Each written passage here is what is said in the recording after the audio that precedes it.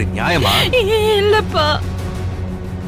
ரேவதி அம்மா உங்க பெத்த பையனை கண்ல பார்த்தும் கூட கௌதம் தான் என் புள்ளன்னு வெளியில வாய் விட்டு சொல்ல முடியாதபடி கட்டி போட்டிருக்கீங்க.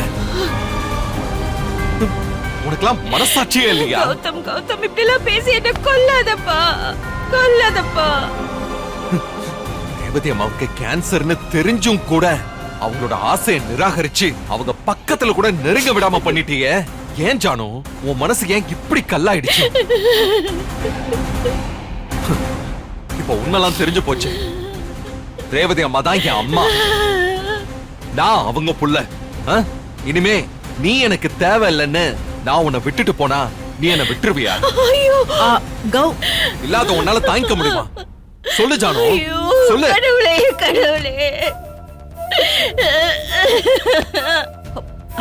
அப்படி எல்லாம் நடந்தா இதயமே வெடிச்சிரும் கௌதம்.